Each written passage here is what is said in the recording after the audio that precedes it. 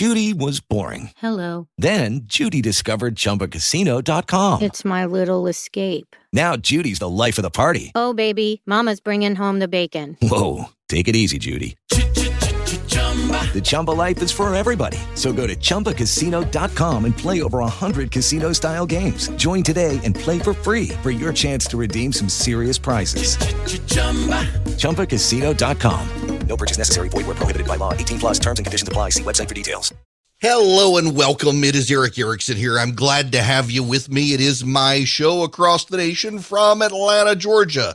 The phone number, if you would like to call in, I guess I should open the call screening program.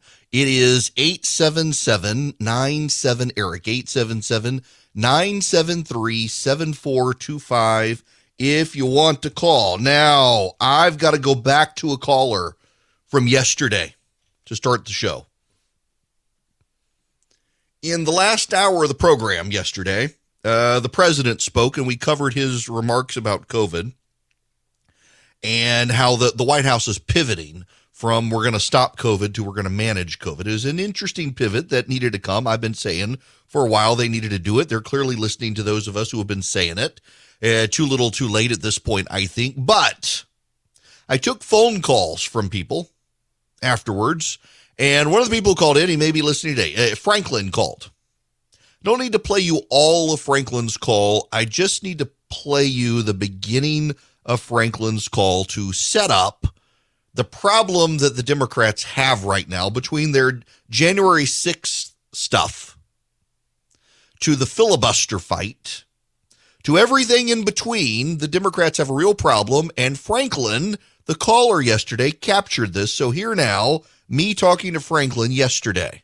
All right, back to the phones. Franklin, you're going to be up next. Welcome to the program. Hey, how you doing, Mr. Eric? Great. How are you? I'm fine. Now, I called in when you were talking about inflation and the price of food and stuff like that, and you moved on to a new subject. I just had a quick question because I'm really confused. I'm not a rocket science, never said I was the smartest person in the class. But when Trump was president, we made more money. We brought more money home. Food was cheaper. Gas was cheaper. We literally, I myself, did so much better financially than I did when Obama was president or that I'm doing now when Biden's president. What is the Democrats' argument going to be come election time? I just don't get it. Well, I mean, Franklin, don't you understand that, I mean, if you vote Republican, you're voting for those insurrectionist, racist bigots who tried to storm the Capitol and create a coup. I mean, that's the best card they have. I understand that. I understand that. But, you know, be honest. I'm an African-American, okay? I live in Georgia, okay? I don't care if President Trump is a racist. Right. I don't care if he don't like Mexicans or black people. I made more money. My life was better. My family life was better, and they were safer living in Georgia. Yeah. So, yeah. You know, listen, I pointed this out, Franklin, the other day, and I'm still getting angry hate mail from progressives. I put out a tweet the other day, and I said, you people may be obsessed with January 6th, but your average American is obsessed with inflation, crime, and having a job. And they're still lighting me on fire for saying it, but it's true. But when Clinton was president and he cheated, you know, with Monica and he did his little thing, the first thing they said was, we don't care. He's a good president. What does that have? He's a horrible man, horrible husband, but a good president. Well, the same thing with Trump. He may be a racist. I don't care. He's a good You president. made more money. I made more money. Therein lies the problem for the Democrats. The January 6th Commission intends to have a live televised primetime hearing, and you know darn well everyone in the media is going to cover it live, except Fox probably. You know it. They want you to care passionately about it. So I do show prep every day, and I have a pile of news websites that I open. Let me read you some of the headlines that are out there right now. Francis Fukuyama from the New York Times, one single day, that's all it took for the world to look away from us. Matt Fuller of the Daily Beast, the real tragedy of January 6th is that it is still not over. Ed Pillington of The Guardian, more than 1,000 U.S. public figures aided Trump's effort to overturn the election. Alan Feuer at The New York Times, prosecutors moved quickly on January 6 cases, but one big question remains. Mona Cheriton of The Bulwark, did the January 6 coup fail? E.J. Dionne, Washington Post, real accountability for January 6 requires political reform. The Associated Press, images of chaos. AP, photographers capture U.S. Capitol riot. New York Times, how Trump kept his grip after January 6. John Nichols of The Nation, to avert another January 6th, expel coup plotters from Congress. Travis Getty at Raw Story, more than 1,000 public figures exposed as accomplices. CNN, 5 enduring lies about the Capitol insurrection. Politico Playbook, Republicans dodge and deflect. Politico, January 6th committee seeks phone records from Sebastian Gorka. Emily Davies, another U.S. Capitol police officer, sues Trump. Jack Coyle, Associated Press, recalling January 6th. And then that's an amalgamation of all the major headlines today. Then you go over to CNN, and top story at CNN, January 6th, change what it means to be a Republican here. A profile of Lancaster, Pennsylvania. And then the headline on the New York Times, the top story, a long, hard year for Republicans who voted to impeach after January 6th. And then the Los Angeles Times, Pelosi and McCarthy in their own words on January 6th. And so it goes. What about the Washington Post? Yep. Center story, top of the fold, Washington Post. Is the Capitol any safer a year after January 6th? Those are the headlines. Those are the headlines today. Tomorrow is January 6th. You'd think they'd wait a day, but they got an extravaganza prepared for tomorrow. And all of this ties into Chuck Schumer and his filibuster fight. Voting rights reform. Now, you need to understand that they want the headlines and the story, not a solution. How do I know? Because there are enough votes in the Senate to overcome a filibuster, to fix the Electoral College. There is a piece of legislation, an Electoral College reform legislation, that would make it very clear that the arguments used by Trump supporters to stop the legitimacy of Electoral College votes last year, or I guess now 2 years ago, could not be used, would be invalid. It would make clear the vice president has no discretion. All of these things that Trump supporters alleged this law would make clear are not valid. It would clarify the Electoral College Act that was written in the 1800s. There are 10 Republican senators who would support it, including John Thune, the second or third ranking Republican. Chuck Schumer refuses to bring it to the floor. The Democrats want the issue. They want the grievance. They don't want to fix it. Now, why? Why don't they want to fix it? Well, because they have nothing left. They're making a fight over the filibuster. They don't have the votes for it. Manchin and Sinema say, nope, not going to do it. 50-50 Senate. If you want what you want, pick up more seats. They're not going to do it. But they're going to have to fight. Why? Because the only card they have left is convincing people like Franklin, who called in and said he was doing better under Trump. That's all that matters to him. Got to convince him that he'd actually do worse now because they're secessionists, seditionists, insurrectionists, racist bigots. And it'll keep their side infuriated and hopefully turn them out in November. Remember, off-year elections tend to have lower turnout than presidential elections. So how do you overcome that, particularly when the side that controls the White House tends to be the side that stays home in the off year? You make them mad. You make them convinced the republic itself is at stake. You convince them if they don't go, the Republicans will set up an authoritarian regime and there will be no democracy left. That's what you do. That's what you've got to do. You got nothing left to play. But it's not going to work.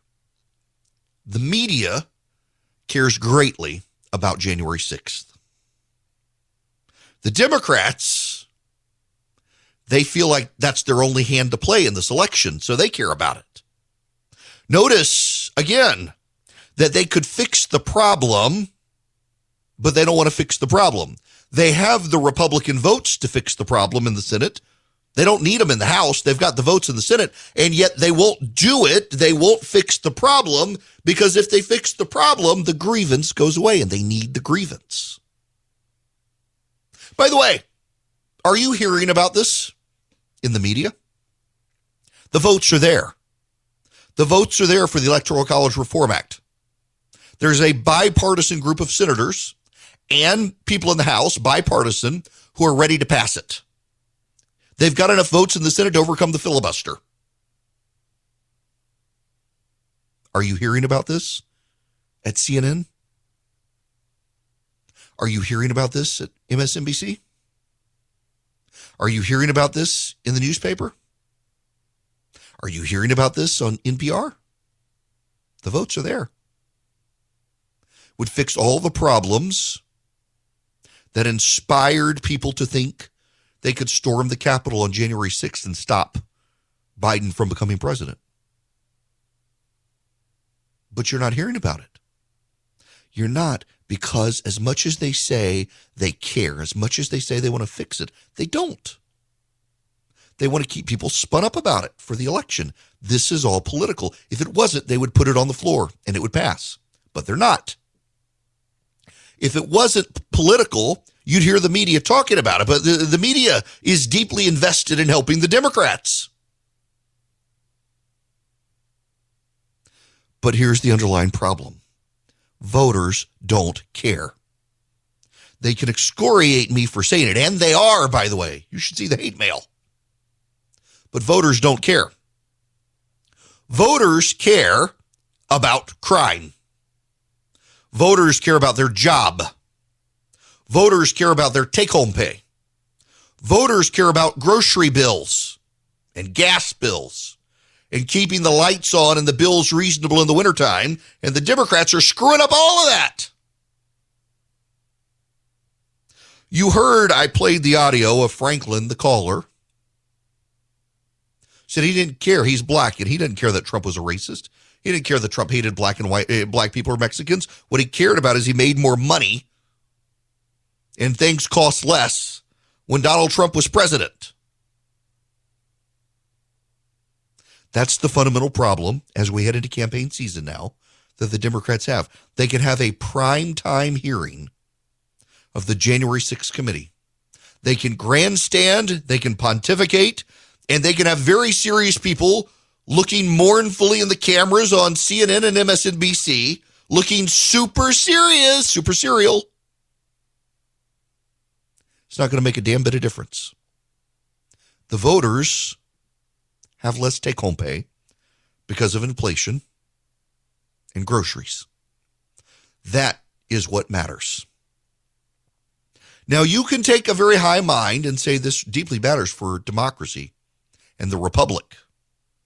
And yes, I do think January 6th was condemnable, and I am appalled at the Republicans who have revised the history of it to make it something laudable. It wasn't. But it also doesn't matter for the election. And I would note that when the Democrats were storming state capitol buildings, shutting down legislatures, the media didn't care. So why should we now? You don't get January 6th without the progressive activists storming the state capitals in Texas and Wisconsin and other states. No one would have been inspired to do it had they not seen the Democrats do it first. And they got a pass. One doesn't make the other right. They're both wrong. But this isn't what about. This is trying to make people understand. You keep setting these little precedents, you lose control of the situation. But the Democrats, They can't control the situation because they can't control the current political narrative about inflation and crime and school shutdowns and grocery bills. That's what voters care about right now. They don't care about January 6th. Hello there. Welcome. It is Eric Erickson here. The phone number is 877-973-7425. Stay on the line, please. I don't have time to get to you in this current segment, but I promise out of the gate, I will take calls when we come back. Right now, though, there are stories you're probably not going to hear anywhere else, and I'm fascinated by this. Toyota has outsold General Motors in the United States. The first time since General Motors was not the best-selling car company in America. Now, why this is important? Toyota had a better supply chain for microchips for its vehicles. And so they were able to produce more Tundras. The Tundra, the Toyota Tundra truck is becoming a big seller. And GM kind of fell off because of the microchip. I ran into this. I had a specific vehicle that I wanted to get, and I wasn't able to get it. I was able to get very close to it, but not exactly what I wanted because of the microchip shortage. And Ford and GM have been less able to manage that shortage than companies like Toyota. And the best company on the planet for managing it is Apple, which is now the only $3 trillion company on planet Earth. I think it actually fell back to about $2.9 trillion. But it really has to do with supply chain management. Now, General Motors is doing well. I mean, don't cry for General Motors. And Toyota is actually being very humble about its number one win, pointing out that it had more to do with supply chain issues than anything else, which is good for them. They're not trying to rub it into GM, but it actually is kind of notable that for the first time since 1931, GM is not the best-selling brand in America. Toyota is. And I can tell you, there are Toyotas everywhere out there. But I'll tell you the other one that's coming on, particularly those of us in the Southeast, is Kia. I got my daughter, my 16-year-old, a Kia Telluride. Brand new. Now, I'm not bragging about that because I'm kind of ashamed of it, to be honest with you. No kid, no teenager should have a brand new car unless they buy it themselves. But we needed a third vehicle in the house, and the used car that we were looking at was as expensive as or close to like $5,000 difference from the brand new vehicle. And, ironically, I got the vehicle and it has so many safety features. The car we were going to go with, our insurance person told us it would have been offset, that our insurance payment would have been so much higher with the other vehicle that the bill kind of works out. But I'm still kind of appalled that I've done that. I never had a new car until I was in my 30s and got a job at CNN and was making good money. My kids don't know how good they have it. Nonetheless, Kia in the Southeast has some of the not as bad supply chain issues as some of the others. But the big supply chain issues are American car manufacturers. And primarily what this is, talking to a couple of people who actually know this industry better than I am, is GM and Ford and to what Chrysler, whatever Chrysler's parent company is now, have always gotten priority treatment from a lot of the overseas electronic makers. In the past year, a lot of the Asian companies like Toyota, Nissan, and the like saw what was coming sooner than the American auto manufacturers did, and so they started planning before the American automakers were even tipped off. So they secured their supply chain better than the American car manufacturers.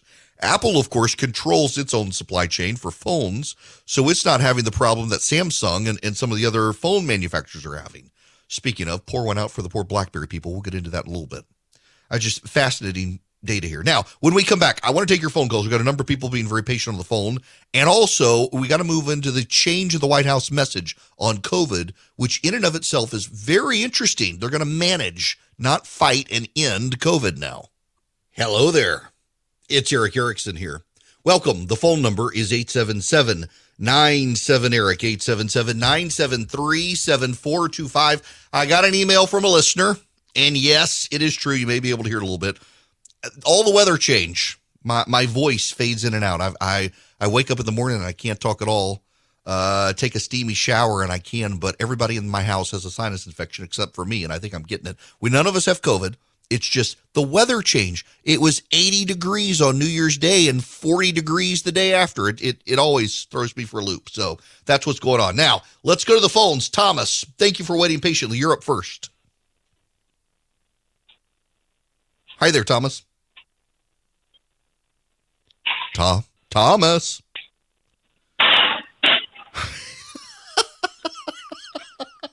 He's on the phone and he has no idea. You know what? Let's put Thomas back on the phone. Maybe we'll try him again here in a minute. Let's go to Ricky. Ricky, welcome to the program. Hey, Eric, how you doing, man? Great. How are you? Happy New Year to you. Best day of my life. I agree with the brother. But I don't think Trump's a racist. If Trump is very transparent. If he is a opportunist. If Black Lives Matter tomorrow said Trump is my favorite person, they would be his favorite people. That's who he is. I personally don't think he's going to run. I think his brand is dead, but he's going to eat this up because they can't stop talking about it. Now, I mean, I was in Chicago. I was in Chicago in November. Gas was $5 a gallon. Jeez. Wow. $5 a gallon. That's $100 to fill my truck up. It's crazy. I don't care. Biden, and you're going into it next, and I can tell you, when Biden said he's going to stop the virus, he can't stop the virus. Trump couldn't stop the virus. Clinton couldn't stop the virus. Obama can't. No politician is going to stop this virus. I don't know where they get that from, but it's just not going to happen. They get it from Dr. Fauci, who misled them all. But yeah, you're right. I mean, you're not going to stop a microbe. Obama couldn't stop the H1N1. Trump and Biden can't stop COVID. And, by the way, Ricky, I'm glad you called in on this point because, Donald Trump is not a racist. And I will continue to double down on that. And the left can scream it all they want. I mean, he used to date a black woman. Donald Trump is not a racist. Donald Trump has a ton of friends who are black. He has been involved in the black community. They don't like to talk about it. They like to ignore it. He's not a racist. Now, he says things that makes people skin crawl, but these days, you say anything the left doesn't like, they call you a racist, and so they will call Donald Trump a racist. And he is many things, but that he's not. Yeah, but because that's all they got. Racist. When you holler racist, it's hard to attack because it's subjective. So that's all they got. So everything they scream racist. And I'm gonna tell you about this election. I'll let you go. They already set it up. When they lose, and they're gonna lose in 2022, it's all because Republicans changed all the laws so that the black folks can't vote. There's not one law that changed in Georgia that will stop anybody that wants to vote from voting. Not one thing in that law. Amen. Yep. Ricky, I'm glad to have you preach, and thank you for calling. Happy New Year to you. You're right. You're right. We had major elections here in Georgia, municipal elections, the whole city of Atlanta, big election. Didn't stop anybody from voting. You didn't hear any screams of voter suppression. Oh, but you're going to. You're going to this year. That's the playbook. Now, let's see let's see, Thomas, you there? Yeah, I'm here. All right, Thomas, you're up next. Welcome. So basically, we get a lot of anger. We got anger on the left, anger on the right. We got a lot of people that are paying attention to the anger and the whole monotony. But it still doesn't come down to the question which we ultimately should be asking. What's the solution? How do we be a part of it? And that's even in the small ways and the big ways. Of course, this is the question that should be on our mind. So in the streets and in our small towns, a lot of people are okay to do that. But how do we actually get this across? So I guess my question to you comes down to is, how can the little Joe Schmoes like myself be a part of the solution, and what is our part to contribute into? That is an excellent question. And, y'all are going to have to forgive me getting a little preachy here, but I know the answer. And I sincerely, I know this. So for those of you who missed the point, so Thomas's question here is, how do you, the little guy, the guy with no political influence, the guy in a small town or a big city, how do you be part of the solution instead of part of the rage machine that's raging against everything? It's actually very easy, but it's very hard at the same time. It's Jeremiah 29.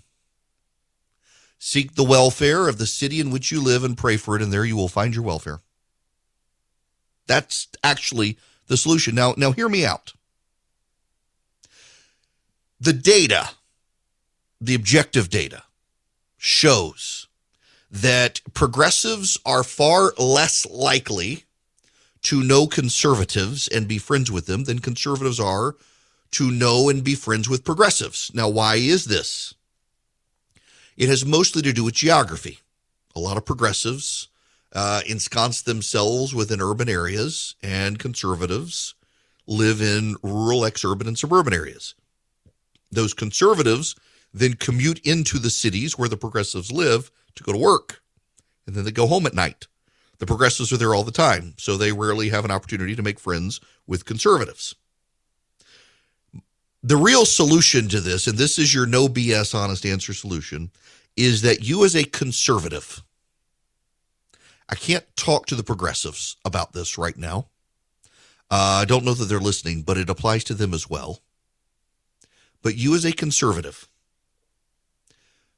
do you know where the soup kitchen is in your town? Do you know where the food bank or food pantry is? Do you know where the local Goodwill is, the local Salvation Army? Do you know where the battered women's shelter is? And are you working there? Are you volunteering? Seek the welfare of the city in which you live, and there you'll find your welfare. To their credit, a lot of progressives volunteer for social service organizations in cities and in suburban areas. In fact, overwhelmingly, you tend to find that conservatives volunteer in social relief with churches and progressives do the other. You, too, should be volunteering at the food bank and the soup kitchen and the battered women's shelter and the Goodwill, not just the Salvation Army, although I love the Salvation Army. Yeah, I know, the training session, whatever. The Salvation Army is a great organization. Your local churches as well should be involved in local communities. Instead of just sending kids off to the beach to work on their tan and take care of some kids or houses in third world countries, do it in your own community. Seek the welfare of the city in which you live. Not the city you want to live, not the city you want to go on mission trips to, your city. The actual scripture there, I think, is kind of beautiful. Now, for perspective here, in Jeremiah 29, this is actually the word of God himself to his people who have gone into exile. And God comes to Jeremiah and says, Jeremiah, pull out your pen. I'm going to tell you something. You're going to write a letter. And you're going to get it to the people in Babylon in exile. Thus says the Lord of hosts, the God of Israel, to all the exiles whom I have sent into exile. Build houses and live in them. Plant gardens and eat their produce. Take wives and have sons and daughters. Take wives for your sons and give your daughters in marriage, that they may bear sons and daughters. Multiply there and do not decrease. But seek the welfare of the city where I have sent you into exile, and pray to the Lord on its behalf, for in its welfare you will find your welfare. For thus says the Lord of hosts, the God of Israel, do not let the prophets and your diviners who are among you deceive you, and do not listen to the dreams that they dream. It's a lie. They're prophesying to you in my name. I did not send them. For 70 years you will stay in Babylon, then I will visit you. You are in exile here on planet Earth. You are in a city. Now, I have done enough research on this passage of Scripture. I can tell you that when it says seek the welfare of the city in which I have sent you into exile, it does not mean your state, and it does not mean your country. It specifically means your city, your local region, your county, your city, your region. Doesn't mean your whole state. Doesn't mean your nation. It means your local area. So what are you to do? Well, you're to raise your family there. You're to have kids, be fruitful and multiply. And the bottom line is this. Ultimately, what happens is the people in your community, they get to know you. The progressives, they see you coming to help. They see you're actually helping, you actually care. They have you stereotyped as some bigoted, self-interest racist. Here you are at the soup kitchen helping. How can you be bad? They have to get to know you. They get to know you and they realize, you know what, we may disagree on stuff, but I like that guy. He's here helping me. They see your children, your well-behaved children, growing in the community. They see your kids getting involved in the community. And there's something else that goes on here too. You're not worried about Washington. I get hate mail for saying what I'm about to say. My gosh, I have some woman on Instagram who is obsessed with me when I say this, and she sends me angry notes on Instagram every time I say it. I don't know who this person is. Doesn't even live in Georgia, but she listens, I guess, on the live stream. But the reality is, in Washington, D.C., your life has not really profoundly changed very much under George Bush, Barack Obama, Donald Trump, or Joe Biden. Washington rarely upends your life very much. Now, that's not to say it doesn't upend your life. Don't hear me saying it never does. But on a day-to-day basis, you're more likely to feel the effects of your local school board. You're more likely to feel the effects of your local police. You're more likely to feel the effects of your local mayor and city council and county commission, county commissioners. You're way more likely to feel the effects of local governance at the local level than national governance. You are. You may be spun up all the time about Washington and Obamacare and taxes and Build Back Better, but on a day-to-day basis, your local government matters more. And so you should worry more about your local government. And right now, I mean, look at the school situation. How many of you know who your school board member is? You're paying taxes for schools, whether you got kids in them or not. Do you know who your local school board member is? Have you ever been to one of the meetings? Have you ever been to your city council meeting? Go there. Get to know those people. You're their constituent too. I bet you all know your member of Congress. I bet you all know your senator. I bet some of you listening right now, you've been to events where they are. But have you been to your city council meeting? Have you been to your school board meeting? Do you know them? Do they know you are their constituent too? Seek the welfare of your local community and pray for it, because there you'll find your welfare. That's the answer to the problem. It is a real answer. It's not a made-up answer. It's not a hypothetical answer. It is the only answer that matters. The more you unplug from your local community and fixate on Washington, the more angry you're going to be. The more spun up about things that are out of your control you're going to be. We are reaching a point in this country's history where we are more divided than we've been since probably the Civil War. And it's not a north-south divide. It's not a slave, anti-slave divide. It's an urban and unurban area divide. It's a geographic divide. And it's a geographic divide within communities, within states. Atlanta versus the rest of Georgia. Houston, Dallas, Austin, San Antonio versus the rest of Texas. Los Angeles and San Francisco versus the rest of California. And it's easy for the left to not know you because they live there. And I'm not telling you to move into the cities. What I am telling you is you get involved in your local community. When the left comes for you, your local community will say, well, you can't come for that guy. We need him. We wouldn't be able to serve the poor without him. We wouldn't be able to help without him. We wouldn't be able to volunteer in schools without him. Got a buddy of mine, Bruce Thompson. He is running for labor commissioner in Georgia. Great guy.